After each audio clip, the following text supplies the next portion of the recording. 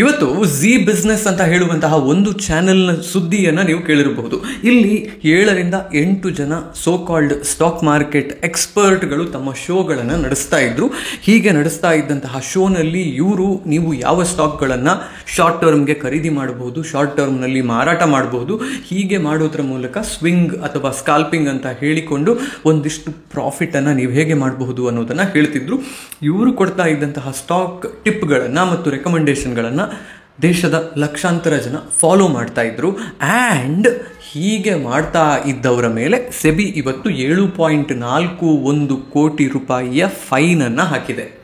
ಇದಕ್ಕೆ ಕಾರಣ ಇವರೆಲ್ಲರೂ ಫ್ರಂಟ್ ರನ್ನಿಂಗ್ ಅಂತ ಹೇಳುವಂತಹ ಒಂದು ಇಲ್ಲೀಗಲ್ ಆಕ್ಟಿವಿಟಿಯನ್ನು ಮಾಡ್ತಿದ್ರು ಅಂತ ಹೇಳೋದು. ಫ್ರಂಟ್ ರನ್ನಿಂಗ್ ಅಂತ ಹೇಳಿದರೆ ಏನು? ಈ ಸ್ಟಾಕ್ ಮಾರ್ಕೆಟ್ ಟಿಪ್ಗಳ ಹಿಂದೆ ಇರುವಂತಹ ಸತ್ಯ ಏನು? ಸ್ಟಾಕ್ ಮಾರ್ಕೆಟ್ ಟಿಪ್ಗಳನ್ನು, ಸ್ಟಾಕ್ ಮಾರ್ಕೆಟ್ ಅನಲಿಸ್ಟ್ಗಳ ರೆಕಮೆಂಡೇಶನನ್ನು ಕಣ್ಣು ಮುಚ್ಚಿ ಫಾಲೋ ಮಾಡೋದ್ರಿಂದ ಆಗುವಂತಹ ಸಮಸ್ಯೆ ಏನು? ಲಿಕ್ವಿಡ್ ಮತ್ತು ಇಲ್ಲಿಕ್ವಿಡ್ ಸ್ಟಾಕ್ಗಳು ಅಂತ ಹೇಳಿದರೆ ಏನು? ಸರ್ಕ್ಯೂಟ್ ಆಗಾಗ ಹೊಡೆಯುವಂತಹ ಸ್ಟಾಕ್ಗಳನ್ನು ಟ್ರೇಡ್ ಮಾಡೋದ್ರಿಂದ ಆಗುವಂತಹ ಸಮಸ್ಯೆ ಏನು? ಎಲ್ಲವನ್ನ ಇವತ್ತಿನ ವಿಡಿಯೋದಲ್ಲಿ ನೋಡುವಂತಹ ಪ್ರಯತ್ನವನ್ನು ಮಾಡೋಣ. ಮೊಟ್ಟ ಮೊದಲನೆಯದು ಝೀ ಬಿಸ್ನೆಸ್ನಲ್ಲಿ ನಡೆದಿರೋದು ಏನು ಅನ್ನೋದು. 7 ಜನ ಅನಲಿಸ್ಟ್ಗಳು ಇಲ್ಲಿ ಬೇರೆ ಬೇರೆ ಶೋಗಳನ್ನು ನಡೆಸ್ತಾ ಇದ್ರು. ಈ ಶೋಗಳ ಮುಖಾಂತರ ಜನರಿಗೆ ಸ್ಟಾಕ್ ಮಾರ್ಕೆಟ್ ಟಿಪ್ಗಳನ್ನು ಕೊಡ್ತಾ ಇದ್ರು. ನೀವು ಈ ಸ್ಟಾಕನ್ನು ಈಗ ಖರೀದಿ ಮಾಡಿದರೆ ಇದರ ಪ್ರೈಸ್ ಇಷ್ಟು ಮೇಲಕ್ಕೆ ಹೋಗುವ ಸಾಧ್ಯತೆ ಇದೆ, 5%, 10%ನಷ್ಟು ಟಾರ್ಗೆಟ್ ಕೊಡ್ತಾ ಇದ್ರು. ಒಂದು ಸ್ಟಾಪ್ ಲಾಸ್ ಅನ್ನು ಕೂಡ ಸಜೆಸ್ಟ್ ಮಾಡ್ತಾ ಇದ್ರು. ಖರೀದಿ ಮಾಡಿ ನಿಮಗೆ ಒಳ್ಳೆಯ ಪ್ರಾಫಿಟ್ಸ್ ಬರುತ್ತೆ ಅಂತ ಹೇಳ್ತಿದ್ರು. ಇವರ ಮಾತನ್ನ ಕೇಳಿಕೊಂಡು ತುಂಬಾ ಜನ ಈ ಸ್ಟಾಕ್ಗಳನ್ನು ಮತ್ತೆ ಖರೀದಿ ಮಾಡ್ತಿದ್ರು. ಅಂಡ್ ಸ್ಟಾಕ್ ಪ್ರೈಸಸ್ ಮೇಲೆ ಕೆಳಗೆ ಹೋಗುವಂತಹ ಸಾಧ್ಯತೆ ಇರ್ತಾ ಇತ್ತು. ಆದರೆ ಇವರು ಹೀಗೆ ರೆಕಮೆಂಡ್ ಮಾಡೋದಕ್ಕೆ ಮುಂಚೆ, ಟಿವಿಯಲ್ಲಿ ಇನ್ನೇನು ರೆಕಮೆಂಡೇಶನ್ ಮಾಡ್ತಿದ್ದಾರೆ ಅನ್ನೋದಕ್ಕಿಂತ ಮುಂಚೆ ಇವುಗಳನ್ನು ಇವರು ತಮಗೆ ಬೇಕಾಗಿರುವಂತಹ ಒಂದಿಷ್ಟು ಬ್ರೋಕರ್ಗಳ ಮೂಲಕ ಖರೀದಿ ಮಾಡ್ತಾ ಇದ್ರು. ಈಗ ಫಾರ್ ಎಕ್ಸಾಂಪಲ್, ನನಗೆ ಟಾಟಾ ಮೋಟರ್ಸ್ನ ಸ್ಟಾಕನ್ನು ರೆಕಮೆಂಡ್ ಮಾಡೋದಿದೆ ಅನ್ನುವ ಆಲೋಚನೆಯನ್ನು ಮಾಡಿ ಸ್ಟಾಕ್ ಮಾರ್ಕೆಟ್ನಲ್ಲಿ ಈ ಸ್ಟಾಕ್ ಮೇಲಕ್ಕೆ ಹೋಗುತ್ತೆ ಅನ್ನುವಂತಹ ರೆಕಮೆಂಡೇಶನನ್ನು ಝೀ ಬಿಸ್ನೆಸ್ನ ಶೋದಲ್ಲಿ ನಾನು ಮಾಡೋದಕ್ಕಿಂತ ಮುಂಚೆ ನನಗೆ ಗೊತ್ತಿರುವಂತಹ ಒಬ್ಬ ಬ್ರೋಕರ್ಗೆ ಕಾಲ್ ಮಾಡಿ, ಅಥವಾ ನಾನು ಆಲ್ರೆಡಿ ಮಾತಾಡ್ತಾ ಇರುವಂತಹ ಬ್ರೋಕರ್ ಹತ್ರ ಕಾಲ್ ಮಾಡಿಬಿಟ್ಟು ಟಾಟಾ ಮೋಟರ್ಸ್ನ ಒಂದು 3-4 ಲಾಟ್ ಆಪ್ಷನ್ ಕಾಂಟ್ರಾಕ್ಟ್ ಬೈ ಮಾಡಿಟ್ಕೋ, ಅದು ಮೇಲಕ್ಕೆ ಹೋಗುತ್ತೆ ಅಂತ ನಾನು ಹೇಳ್ತೀನಿ. ಅದಾಗಿ ನಾನು ಶೋನಲ್ಲಿ ಬರ್ತೀನಿ, ಟಾಟಾ ಮೋಟರ್ಸ್ ಸ್ಟಾಕ್ ಮೇಲಕ್ಕೆ ಹೋಗುತ್ತೆ, ಇಷ್ಟು ಟಾರ್ಗೆಟ್ ಇದೆ ಅನ್ನೋದನ್ನು ಹೇಳ್ತೀನಿ. ನನ್ನ ಮಾತನ್ನು ಕೇಳಿ ಅಲ್ಲಿ ಇನ್ವೆಸ್ಟ್ ಮಾಡ್ತಾರಲ್ಲ, ಅವರೇ ನನಗೆ ಬೇಕಾಗಿರುವಂತಹ ವಾಲ್ಯೂಮನ್ನು ಜನರೇಟ್ ಮಾಡ್ತಾರೆ, ಅವರೇ ನನಗೆ ಬೇಕಾಗಿರುವಂತಹ ಮೂವನ್ನು ಕೊಡ್ತಾರೆ. ನಾನು ಯಾವಾಗ ಈ ರೆಕಮೆಂಡೇಶನನ್ನು ಕೊಡ್ತೀನೋ, ಯಾವಾಗ ಅವರೆಲ್ಲರೂ ಇದನ್ನು ಬೈ ಮಾಡ್ತಾರೋ, ಆಗ ಆಲ್ರೆಡಿ ನಾನು ಅದಕ್ಕಿಂತ ಮುಂಚೆ ಹೇಳಿದಂತಹ ಬ್ರೋಕರ್ ಖರೀದಿ ಮಾಡಿರ್ತಾನಲ್ಲ, ಅವನು ಪ್ರಾಫಿಟ್ಗೆ ಬಂದೇ ಬರ್ತಾನೆ. ಅವನು ಆಗ ಆ ಟಾಟಾ ಮೋಟರ್ಸ್ನ ಆಪ್ಷನ್ ಕಾಂಟ್ರಾಕ್ಟ್ಗಳನ್ನು ಮಾರಾಟ ಮಾಡ್ತಾನೆ. ಅಥವಾ ಫ್ಯೂಚರ್ಸ್ ಆಗಿರಲಿ ಅಥವಾ ಸ್ಟಾಕ್ಗಳನ್ನೇ ಖರೀದಿ ಮಾಡಿದರೆ ಅದನ್ನು ಅವನು ಸೆಲ್ ಮಾಡ್ತಾನೆ. ಹೀಗೆ ಮಾಡೋದ್ರ ಮೂಲಕ ಇವರು 7.41 ಕೋಟಿಯಷ್ಟು ಲಾಭವನ್ನು ಬರೀ 1 ವರ್ಷದಲ್ಲಿ ಮಾಡಿದ್ದಾರಂತೆ. ಆ್ಯಂಡ್ ಈ ಲಾಭವನ್ನು ಈಗ ಅವರ ಕೈಯಿಂದ ಸೆಬಿ ಕಕ್ಕಿಸ್ತಾ ಇದೆ. ಇದಕ್ಕೆ ಇವರು ತುಂಬ ಅಡ್ವಾನ್ಸ್ಡ್ ಆಗಿರುವಂತಹ ಟೆಕ್ನಾಲಜಿಕಲ್ ಸೊಲ್ಯೂಷನ್ಗಳನ್ನು ಬಳಕೆ ಮಾಡಿದ್ದಾರೆ. ಇವರು ಕಾಲ್ ಕೊಡೋದಕ್ಕಿಂತ ಮುಂಚೆ, ಕಾಲ್ ಕೊಟ್ಟ ನಂತರ ನಡೆದಿರುವಂತಹ ವಾಲ್ಯೂಮ್ ಅನಾಲಿಸಿಸ್ ಅನ್ನು ಸ್ಟಾಕ್ಗಳಲ್ಲಿ ಇವರು ಮಾಡಿದ್ದಾರೆ. ಇದೆಲ್ಲದರ ಮೂಲಕ ಇವರು ಅನಾಲಿಸಿಸ್ ಮಾಡಿಬಿಟ್ಟು ಇಲ್ಲೆಲ್ಲ ಎಲ್ಲಿ ಮೋಸ ಆಗಿದೆ ಅನ್ನೋದನ್ನು ನೋಡ್ತಾ ಇದ್ದಾರೆ. ಬಟ್ ಇದು 1% ಜನರ ಕತೆ. ಸಿಕ್ಕಿಬಿದ್ದಿರುವವರು ಬರೀ 1% ಜನ. ಈ ರೀತಿಯದ್ದು ತುಂಬ ನಡೀತಾ ಇರುತ್ತೆ ಸ್ಟಾಕ್ ಮಾರ್ಕೆಟ್ನಲ್ಲಿ. ಕೆಲವೊಮ್ಮೆ ವಾಲ್ಯೂಮ್ ಇಲ್ಲ ಅನ್ನುವ ಕಾರಣ, ಅಥವಾ ಕೆಲವೊಮ್ಮೆ ತುಂಬ ಜನ ಇನ್ವಾಲ್ವ್ಡ್ ಆಗಿದ್ದಾರೆ ಅಂತ ಹೇಳುವ ಕಾರಣಕ್ಕೆ ಸ್ಟಾಕ್ ಮಾರ್ಕೆಟ್ನಲ್ಲಿ ನಡೆಯುವಂತಹ ಕೆಲವೊಂದಿಷ್ಟು ಸ್ಕ್ಯಾಮ್ಗಳು ಹೊರಗೆ ಬರೋದೇ ಇಲ್ಲ. ಇಂತಹದ್ರಲ್ಲಿ ಒಂದು ಸ್ಕ್ಯಾಮ್ ನಿಮಗೆ ಸ್ಟಾಕ್ ಮಾರ್ಕೆಟ್ ಟಿಪ್ಗಳು, ಸ್ಟಾಕ್ ಮಾರ್ಕೆಟ್ ರೆಕಮೆಂಡೇಶನ್ಗಳು ಬರುವಂತಹದ್ದು. ನಾನು ಒಂದು ವಾಟ್ಸಪ್ ಗ್ರೂಪ್ನಲ್ಲಿ ಇದ್ದೀನಿ, ಸುಮ್ಮನೆ ಕೂತ್ಕೊಂಡು ಅಲ್ಲಿ ಏನು ನಡೆಯುತ್ತೆ ಅನ್ನೋದನ್ನು ನೋಡ್ತಿರ್ತೀನಿ. ಕೆಲವರು ಬರ್ತಾರೆ, ಈ ಸ್ಟಾಕನ್ನು ನೀವು ಖರೀದಿ ಮಾಡಿ, ಇದು ಇಲ್ಲಿಂದ ಇಲ್ಲಿಗೆ ಹೋಗುವಂತಹ ಸಾಧ್ಯತೆ ಇದೆ, ಶಾರ್ಟ್ ಟರ್ಮ್ನಲ್ಲಿ ಇಷ್ಟು ಪ್ರಾಫಿಟ್ ನಿಮಗಾಗುತ್ತೆ ಅಂತ ಹೇಳ್ತಾರೆ. ಅದಾಗಿ ಮಾರನೇ ದಿನಕ್ಕಾಗಬೇಕಾದ್ರೆ ಮತ್ತೆ ನಾನು ನಿನ್ನೆ ಕೊಟ್ಟಿದ್ದಂತಹ ರೆಕಮೆಂಡೇಶನ್ ಇಲ್ಲಿಂದ ಇಲ್ಲಿಗೆ ಹೋಗಿದೆ ನೋಡಿ ಅನ್ನುವಂತಹ ಮಾತನ್ನು ಹೇಳ್ತಾರೆ. ನನ್ನ ದಿನದ ಪ್ರಾಫಿಟ್ ಇಷ್ಟಿತ್ತು ಅನ್ನುವಂತಹ ಸ್ಕ್ರೀನ್ಶಾಟನ್ನು ಹಾಕ್ತಾರೆ.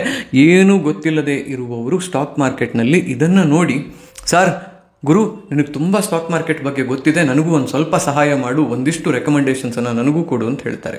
ಅವರು ನನಗೆ 1-on-1 ಮೆಸೇಜ್ ಹಾಕಿ ನಾನು ನಿಮಗೆ ಸ್ಟಾಕ್ ರೆಕಮೆಂಡೇಶನ್ಸ್ ಕೊಡ್ತೀನಿ ಅನ್ನೋದನ್ನು ಹೇಳ್ತಾರೆ.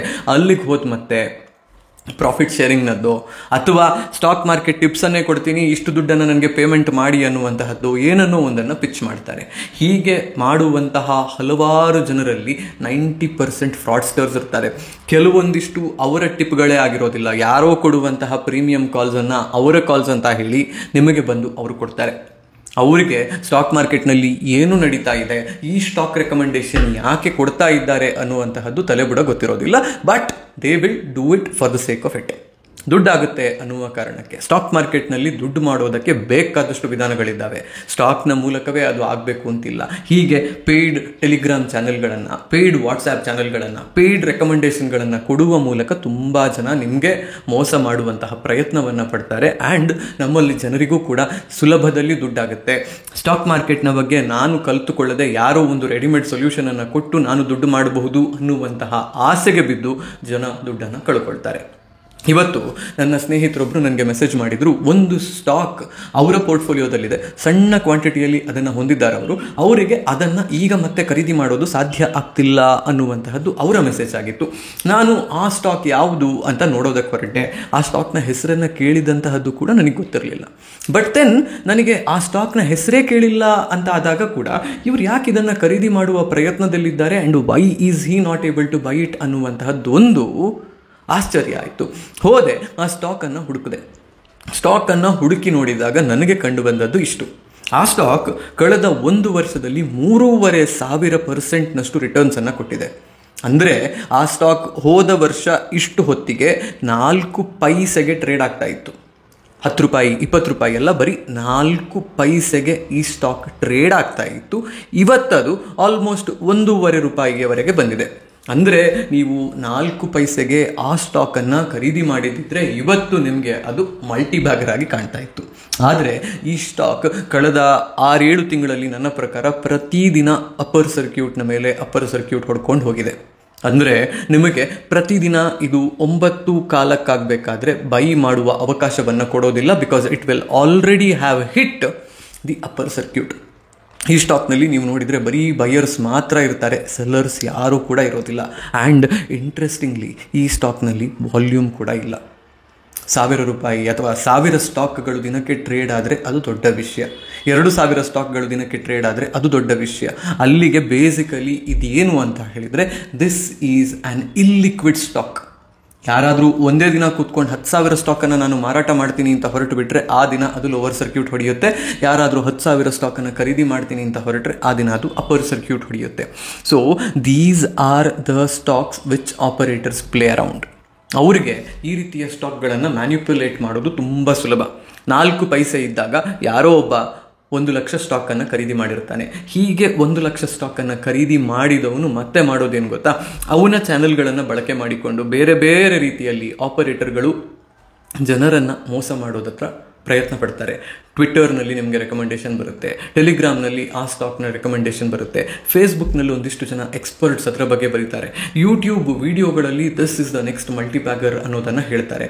ನಿಮಗೆ ಆ ಸ್ಟಾಕ್ನ ಬಗ್ಗೆ ಹೆಚ್ಚು ಗೊತ್ತಿರೋದಿಲ್ಲ, ಬಟ್ ಎಲ್ಲ ಕಡೆ ಹುಡುಕಿದ್ರೆ this is the next multibagger ಅನ್ನೋದು ಕಾಣುತ್ತೆ. You go and buy that stock. ನಿಮಗೆ ಎಷ್ಟೋ ಸಮಯದಲ್ಲಿ ಅದನ್ನು ಬೈ ಮಾಡೋದು ಕೂಡ ಸಾಧ್ಯ ಆಗೋದಿಲ್ಲ. ಬಿಕಾಸ್ ಅಪ್ಪರ್ ಸರ್ಕ್ಯೂಟ್ನ ಮೇಲೆ ಅಪ್ಪರ್ ಸರ್ಕ್ಯೂಟ್ ಹೊಡಿತಾ ಇರುತ್ತೆ. ಒಂದು ದಿನ you will be luckily able to buy it. 1 ರೂಪಾಯಿಗೋ 1 ರೂಪಾಯಿ 30 ಪೈಸೆಗೇನೋ ಅದನ್ನು ಬೈ ಮಾಡೋದು ಸಾಧ್ಯ ಆಗುತ್ತೆ and you feel happy about it. ಆದರೆ ಅದರ ಮಾರನೇ ದಿನದಿಂದ ಸ್ಟಾಕ್ ಕೆಳಗೆ ಬೀಳೋದು ಶುರುವಾಗುತ್ತೆ. ಮತ್ತೆ ಲೋವರ್ ಸರ್ಕ್ಯೂಟ್ನ ಮೇಲೆ ಲೋವರ್ ಸರ್ಕ್ಯೂಟ್ ಹೊಡ್ಕೊಂಡು ಹೋಗುತ್ತೆ and you will be stuck in that stock. ಇಲ್ಲಿ ಆಗ್ತಾ ಇರೋದು ಏನು ಅಂತ ಕೇಳಿದರೆ, ಬೇಕಾಬಿಟ್ಟಿಯಾಗಿ ನಡೀತಾ ಇರುವಂತಹ ಪ್ರೈಸ್ ರಿಗ್ಗಿಂಗ್. ಇದು ಆಪರೇಟರ್ಗಳು ಮಾಡ್ತಾ ಇರುವಂತಹ ಆಟ.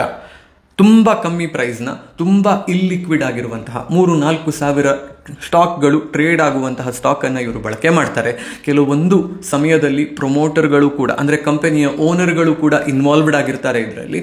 ಅವರು ಒಂದು ದೊಡ್ಡ ಮಟ್ಟದ ಪೊಸಿಷನನ್ನು ಈ ಸ್ಟಾಕ್ಗಳಲ್ಲಿ ಮೊದಲಿಗೆ ತಗೋತಾರೆ. ಹೀಗೆ ಪೊಸಿಷನನ್ನು 4 ಪೈಸೆಗೆ 10 ಪೈಸೆಗೆ ತಗೊಂಡ ಮತ್ತೆ ಅದರ ಬಗ್ಗೆ ತುಂಬ ಸುದ್ದಿಯನ್ನು ಮೀಡಿಯಾದಲ್ಲಿ, ಸೋಷಿಯಲ್ ಮೀಡಿಯಾದಲ್ಲಿ ಅವರು ಮಾಡ್ತಾರೆ. ನಿಮಗೆ ಅನಲಿಸ್ಟ್ಗಳು ಕೂಡ ಇದರ ಬಗ್ಗೆ ಬೈ ರೇಟಿಂಗ್ ಇದೆ ಅಂತ ಹೇಳ್ತಾರೆ.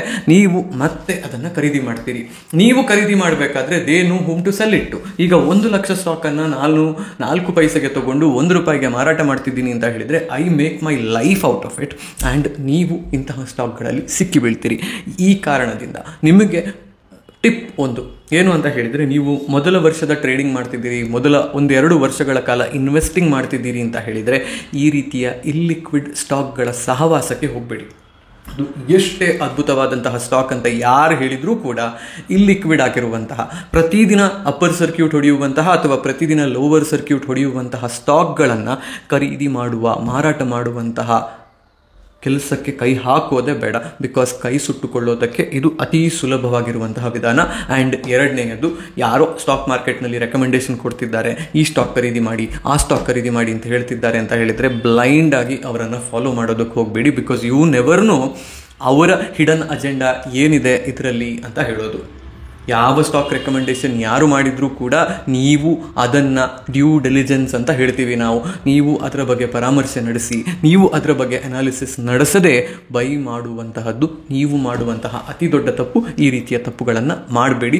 Because for every mistake that you do in the stock market you pay in terms of cash and hard earned money.